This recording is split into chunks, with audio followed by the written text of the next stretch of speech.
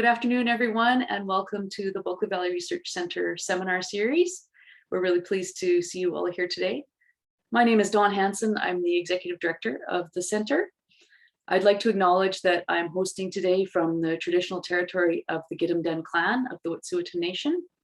And I would also like to acknowledge community funders who make it possible for us to host these seminar series and to help keep them free and available to everybody who would like to access. And that includes the Walchaku Valley Credit Union, Walchaku Valley Community Foundation, and the Wet'suwet'en Community Forest. I'd like to thank all of you who are members. We really do appreciate your support. And we continue to really enjoy hosting these seminars, hearing from experts and being able to engage people in what's happening in research around the community and the region and share in this way. We're really pleased to have Chelsey presenting today. Dr. Armstrong is a historical ecologist and archaeologist specializing in ancient human land use in the Pacific Northwest. She's an assistant professor in Indigenous Studies at Simon Fraser University and director of the HER Lab, which stands for Historical and Ethno-Ecological Research Lab. And she is currently in Terrace, not quite as snowy as us, but close, getting there. So welcome, Chelsey. Thanks so much for your time today.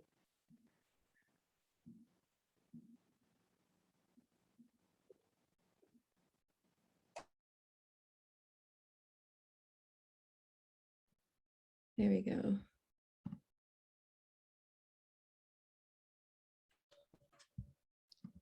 All right.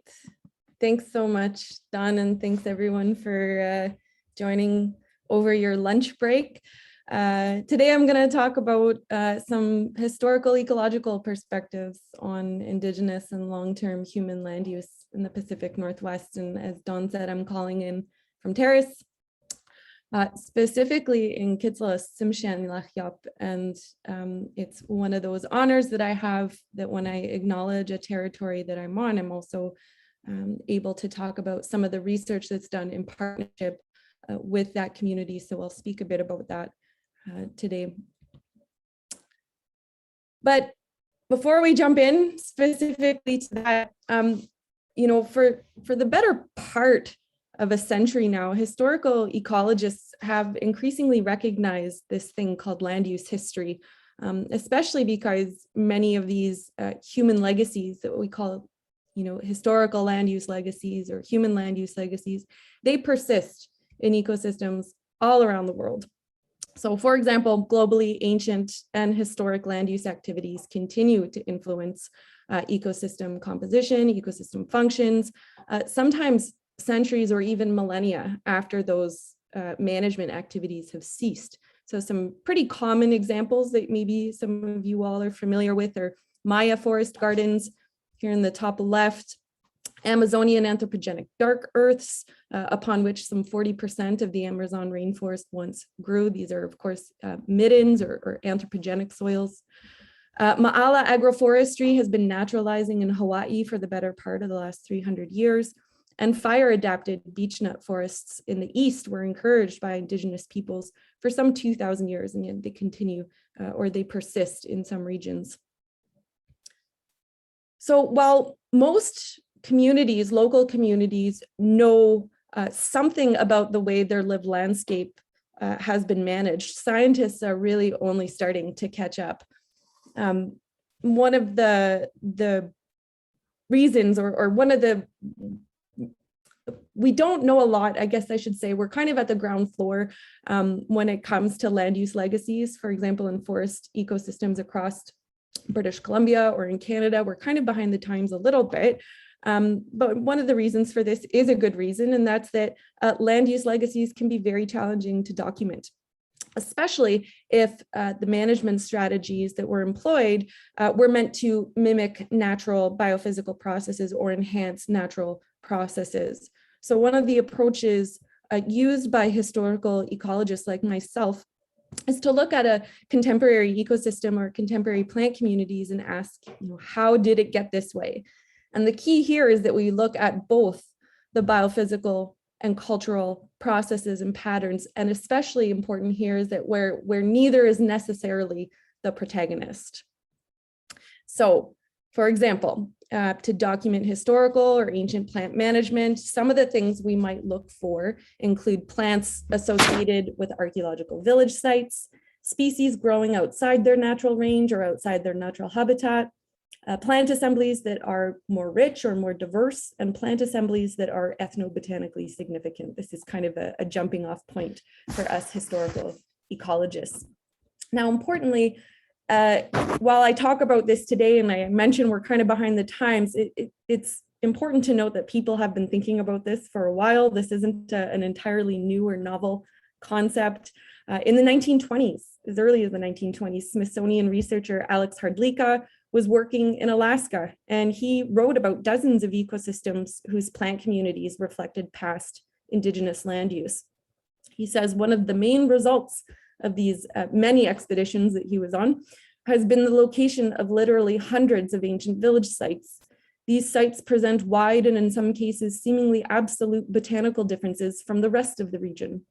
With some experience, it is possible to detect such a site. Its vegetation is darker and much richer in development. Some of these plants apparently exist nowhere else in the region. And he goes on in this specific paper to mention plants like singing nettle, cow parsnip, red elderberry, monkshood, fireweed, and other flowering plants is what he calls, quote, people indicators.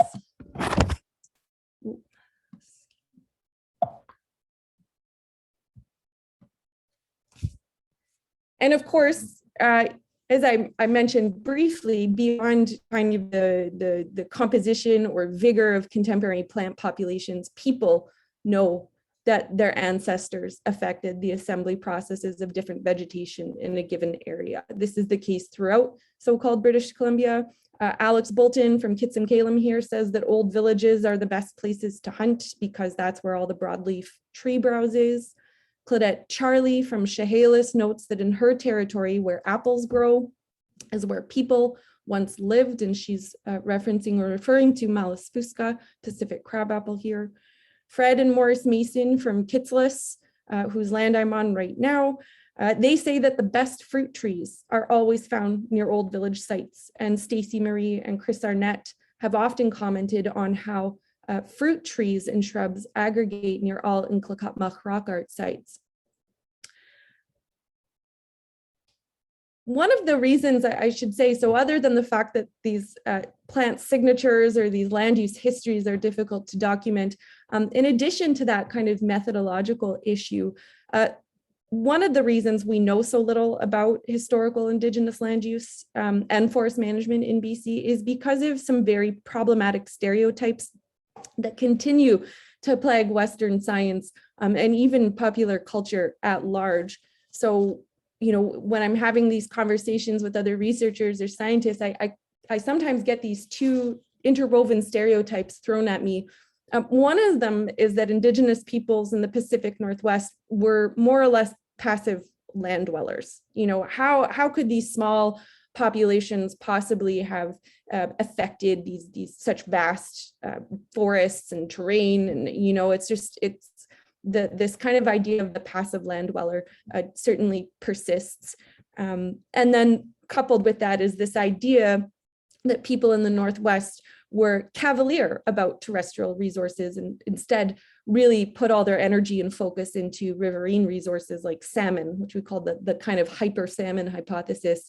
And of course, we know now because of work by folks like Nancy Turner, especially in her new volume here, Plants, People and Places. If you haven't got a copy yet, I urge you to. It's just incredible. But we know that vegetal foods probably made up the majority of people's diets before colonial invasion. And so that stereotype has kind of long been outdated. But these ideas or these kind of oversimplified, I should say very oversimplified colonial narratives still permeate ideas of forest management in our discussions of land use history.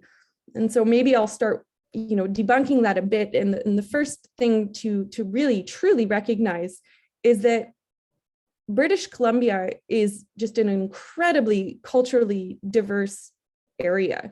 So there's 11 Indigenous language families in Canada, 7 of them are in BC, right? So there's, just to give you an idea, there's 3 language families in Europe. there's 7 of them in BC. So when we talk about Indigenous land use and forest management, even just in this province, we are articulating an incredible amount of diversity through space and through time. And so any kind of broad stroke narratives, people were like this, or this is the way it was, those kind of surface level analyses don't fly, and they often don't meet the same scientific rigor with which we study non-human systems. And so this is the task of the historical ecologist. One is to use very practical and evidence-based frameworks, but also to use open-ended narratives and that typically challenge our racial and colonial assumptions in order to build these more accurate understandings of past human interactions or past interactions between people and terrestrial and plant forest systems. And so translocations is a good place to start with challenging some of those assumptions and thinking about this. Human-assisted migrations and plant translocations and biological invasions, they are often discussed in the context of a kind of current threat to Earth's ecosystems, and certainly biological invasions are a threat to many species and ecosystems globally. But species introductions and even invasions extend very deep into the human past. And they're actually one of the most long-standing plant management strategies that archaeologists are aware of, that people have been moving both domesticated and wild plant species all around the globe since they began moving around the globe. And so while some plant ranges in British Columbia appear to be wild, our research has shown that in fact, some are actually the result of ancient translocations of people moving favorable species across the homeland through time. So we've just, as I mentioned, published a paper on this. This is work with Nancy Turner and Dana Lipovsky. And we outline this kind of multi-method approach. So using ethnographic, historical, ecological, and archaeological data to show how do you document ancient translocations and transplants, specifically here in so-called British Columbia. So we compiled these various lines of evidence spanning various temporal and spatial scales. And that being an important key here is historical ecologists are very concerned with the concept of scale and how we use multiple lines of evidence with varying scales. How do we bring them together coherently? And so one of the ways we do that is this shown in this paper here. And so, for example, we looked at where, if a species was mentioned or referenced in 3 or more lines of evidence, it was probably a good candidate for human-assisted movement. So the species on the left are all the ones that kind of met that criteria. So things like Saskatoons, Camas, Hazelnut, Black Hawthorn, Pacific Crabapple, Nicotiana, quite a few. And just to give you a more specific example of how these lines of evidence overlap, we can look at Hazelnut. So hazelnut, or Corylus cornuta, is a shrubby deciduous plant that produces very oily and nutrient-rich nuts. The wood and early shoots they have countless uses. It's often called the Swiss Army knife of the plant world. And we know that Giksan and Inklakatmach elders talk about managing hazelnut primarily with fire, but also through transplanting long distances. This is Marion Dixon Walchaku, a co-author, colleague, and elder from Inklakatmach territory. She was able to escape residential school. Her grandmother actually hid her under the floorboards of her home. And she talks about this because for her, it means that she says, I grew up in the old way. As a result of being hidden, as a result of being able to stay with her grandma, she grew up, as she says, in the bush and in the old way. And when it comes to managing hazelnut, she says around our home, you take hazelnut, just plant them so that they're all together. That was my job in the spring. So when you go out to harvest them in the fall, they're all in one spot, more like we do with apples, you transplant them. Marion has said that, probably half of the hazelnut in the Coquihalla is there because of her and her family, and talks a lot about transplanting hazelnut kind of every 4 to 5 years, extending its range locally, but also getting to some pretty large scales in some cases. Marion, Nancy, and I have been working for years to try and better understand this distribution of hazelnut in the province. And we actually suspect that this population here in the north in yellow, this disjunct population of hazelnut, was likely the result of ancient translocation events. And so hazelnut has, as you know, it's nice to give this talk to folks from the region because you know the area quite well. So you know that this is kind of hazelnut clusters around the town of Hazleton, named after its hazelnuts. And for those of you that do work in the region, you'll know that this kind of vegetative anomaly has been given its own ICH variant designation. So it's the Hazleton moist cold variant. Provincially, there's kind of 2 varieties of hazelnut that grow. So there's the California variety here in the south of the province, which extends down to California, and then beaked hazelnut, which is more of an interior variety that grows kind of on the western edge of the Rockies. Morphologically, the disjunct population in the north looks more like Californica, which is interesting because if this was, you know, as some people have suggested, if it was a remnant population from a previously larger distribution, we would assume it would look more like the Cornuta cornuta, but in fact, it does look more like the Californica variety. And this idea of adding multiple lines of evidence to kind of come to some of these conclusions or ideas, at least, you know, adding Marion's ethnographic component, adding this kind of phytogeographical component. We also look at things like linguistics and what we call Paleobio-Linguistics. So in this example, we look at the word for hazelnut in Gixan dialects is skan, so skan referring to any shrubby plant, and then this root morpheme here, nut, is in reference to hazelnut, which is identical and very similar to the Proto-Salish and Holcomalum Squamish words for hazelnut. Now, these are 2 entirely different language families, so it's that they could not have had a common ancestor. The words are not cognates, and so it's very likely that it is a lone word, and we presume a lone nut as well, so probably transplanted through cuttings up the coast. And just zooming out again, because this is a more local talk and it's a fun conversation to have with you all, but there is some hazelnut here where I am in Terrace. It's doing quite well. Hazelnut's growing really well around 4 sites around Terrace, and all 4 sites are archaeological villages of Gitlitzau, Galfgelkia, and in Kitsalis Canyon at Giksaic. So it does grow in Terrace, it's doing well, but exclusively at village sites, which is interesting. Pacific crabapple is another great example where, you know, this is a coastal species. It likes its feet wet. It likes moist to wet shorelines. It grows on small coastal islets.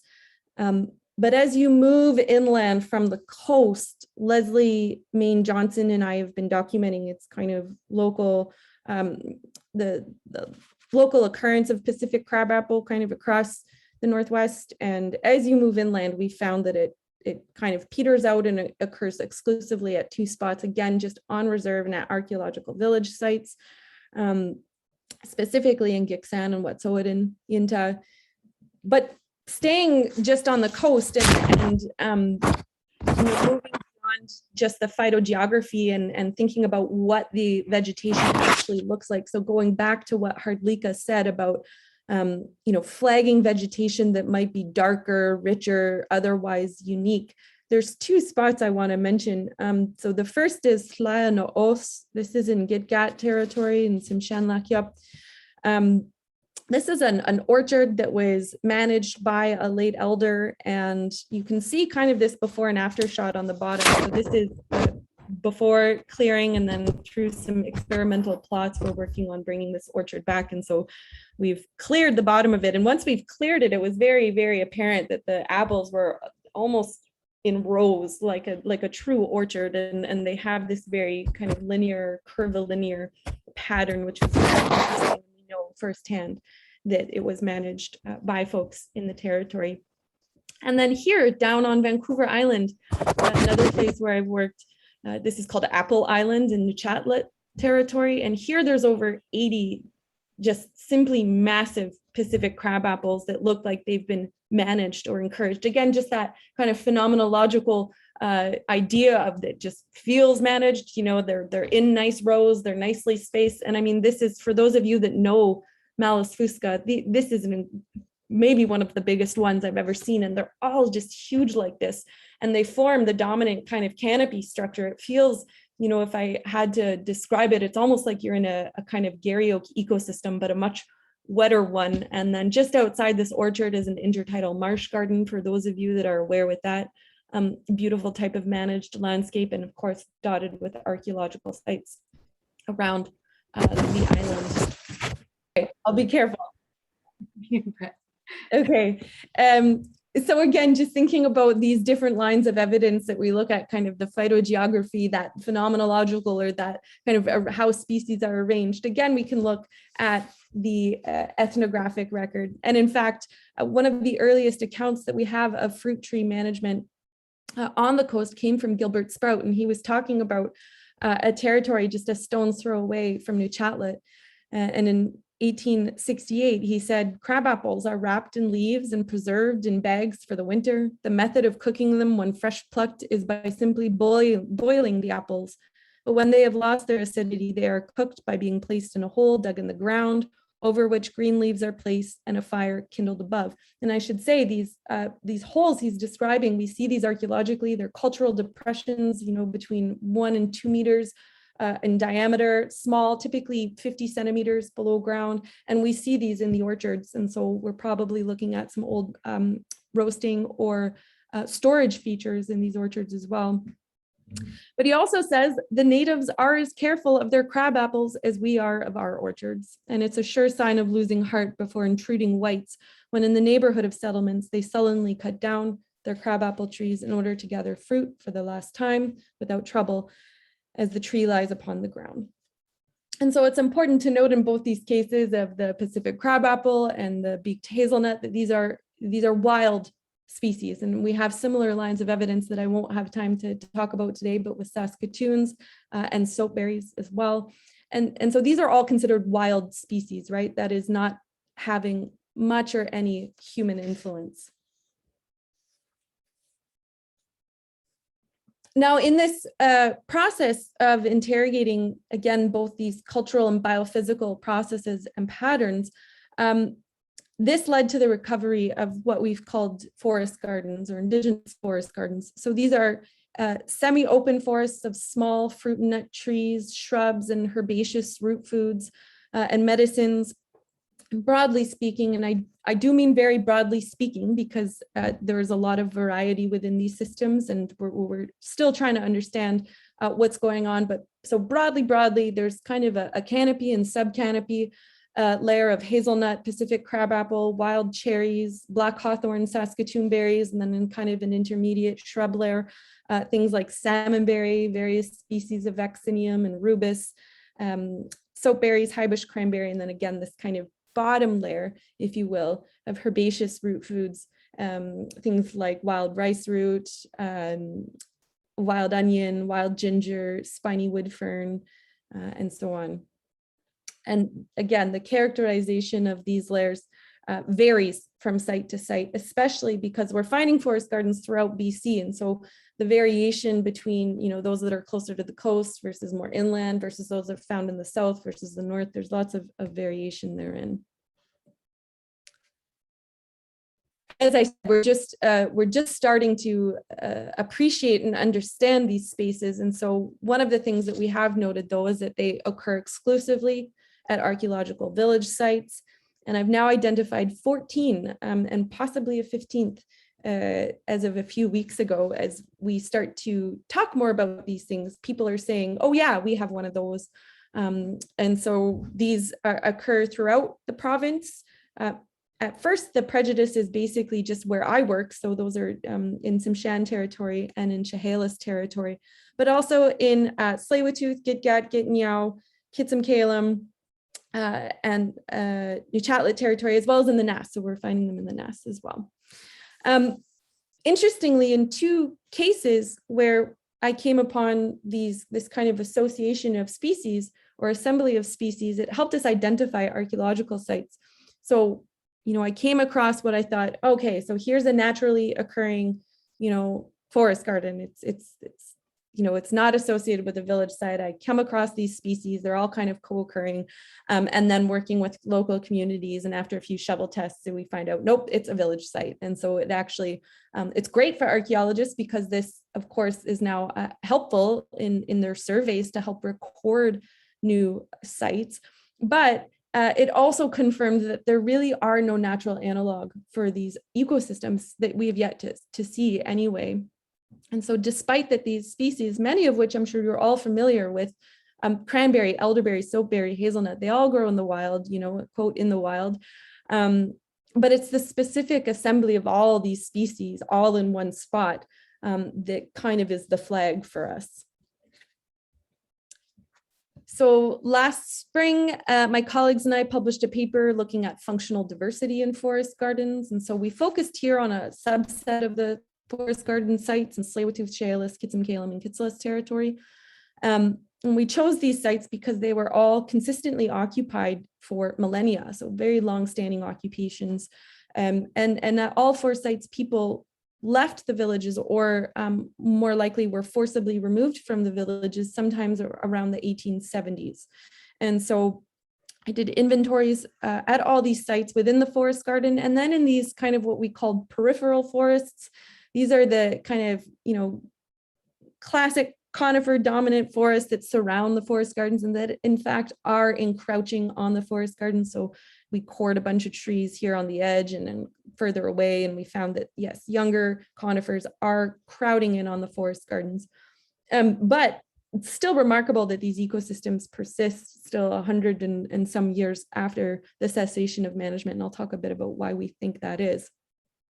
But we compared we did an indicator species analysis in the forest gardens and the peripheral forests, and it showed a very clear pattern. Perhaps not surprisingly, the top two indicator species of forest gardens were hazelnut and crabapple, as well as some other important berry foods like high bush cranberry, salmonberry, hawthorn. And periphery site indicators were trees like hemlock, red cedar, and alder. But if you look at the kind of ethnobotanical significance here, it does get a little interesting because most of the species in the forest garden are stored edibles. And so you can eat almost anything in the Northwest, if you really want, for a small window of the year. But the salience of a plant really depends on, can I get it in large quantities to feed, thousands of people in a village? And can I store it over the long term? Those are the two kind of important aspects or important qualities of a culturally salient food plant. And so when we think of, plants that grow near the home and those that are tended over the long term, that's the very definition of a garden, right? And that's why we started calling these forest gardens. Also, for those of you that are familiar, there are agroforestry practices found, especially in the neotropics. So we borrowed the term forest gardens also from there. I won't go through all the data, but we did find that forest gardens are more biodiverse, especially much more rich by life form. And so we looked again at this idea of functional diversity. We wanted to know, okay, if forest gardens are more rich, they're likely to provide a suite of ecosystem functions that the peripheral forests don't. And so we looked at plant traits, specifically seed mass, pollination and dispersal syndrome, and shade tolerance. And again, we compared these functions between the forest gardens and peripheral forests. So you can see that seed mass was significantly higher in the village forest gardens, and that makes sense. A larger seed means a larger fruit, and that's of course the economically important part for people. But also larger seeds are harder to self-pollinate, and they may require an extra hand, literally a human hand, to propagate, probably vegetatively. And so right away, this tells us all these large seeded fruits growing so well together. This probably tells us that these species aren't likely to assemble without some kind of commensal relationship with humans. There was very little difference between forest garden and periphery forest shade tolerance. In fact, overall forest garden species were kind of in a mix between shade tolerance, having both some and no shade tolerance. And we thought this was odd at first because when you're in a forest garden, it feels more open than a peripheral forest. But then when you break down the shade tolerance functions by layer, it changes, right? And so there's obviously some shade tolerant species that are making good use of the niche space underneath the canopy. And that might be one explanation there. I've collapsed the last two traits because they essentially had the same value and similar function. And so all this says is that forest gardens have a higher frequency of animal dispersed and animal pollinated species. So this means that forest gardens are the result of animal movement. And of course, humans are included in that category. But on top of that, what this tells us is that after people departed the villages or were forcibly moved, 130, 150 years ago, forest gardens began providing unique habitat for animals and pollinators seeking food. So these are huge biodiverse breaks in otherwise kind of continuous conifer forests in the region. And at all sites, moose, bear, and deer are especially common, and elders know that, right? Just like Alex Bolton said, the old villages are the best places to hunt. And folks talk about returning to the village to hunt in the 60s and 70s because they were such great places. And so even though forest gardens were providing important ecosystem services in the past, they're really important today because they continue to provide all sorts of functions and services in the present by way of habitat and hunting ground. And it also adds to this storyline that we're seeing globally, that Indigenous land use practices don't have this kind of net turnover of species or these negative impacts that we assume, all humans do, right? That humans are somehow genetically programmed to destroy the environment. Well, that's not the case. It depends on the type of society. And so here's another example where we see that more kind of positive impact from land use.